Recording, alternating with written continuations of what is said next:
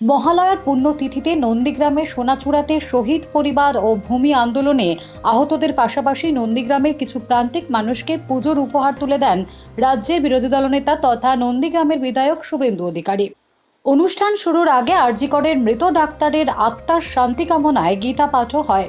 অনুষ্ঠান শেষে সাংবাদিকদের মুখোমুখি হন শুভেন্দু অধিকারী। আরজি করে একটা অভয় মূর্তি স্থাপন করতে চলেছে, পুরাণগঞ্জ বলছে যে এটা করা যাবে না, দায়িত্বশীল মানুষ যারা তারা করতে পারেন না, কি বলবেন?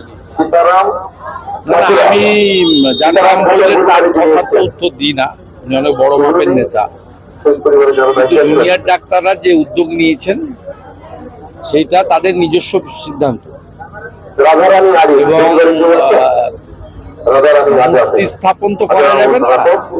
সুপ্রিম কোর্টের যা গাইডলাইন আছে হয়তো একটা স্মারক করতে পারে তার স্মৃতিতে, সেটা খারাপ কিছু নয়, কারণ উনি ওখানে কর্মরতা ছিলেন এবং মর্মান্তিক একটা ঘটনা ঘটেছে।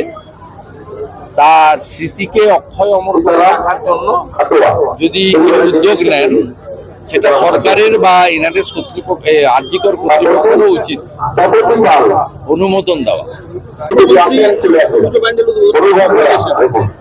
এর আগে করতো পিতৃপক্ষে প্রচুর।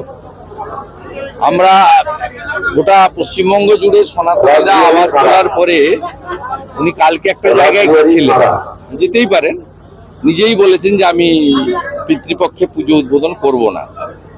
তা ভালো ভালো জিনিস গ্রহণ করলে খারাপ কিছু নয়। আর রাজ্যের সনাতনীরা বা প্রধান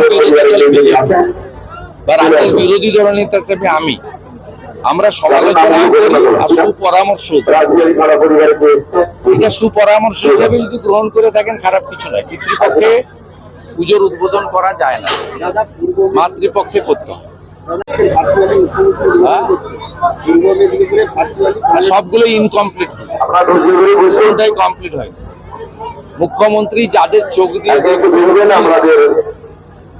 পুলিশ ঠকাচ্ছে রাজ্য সরকারকে এবং 15টা পূজারী তালিকা আছে, সবগুলো ইনকমপ্লিট। ব্যুরো রিপোর্ট, জি বাংলা নিউজ। সব খবর সবার আগে পেতে আমাদের চ্যানেলটি সাবস্ক্রাইব করুন এবং পাশে থাকা বেল আইকনটিতে ক্লিক করুন, লাইক ও শেয়ার করুন।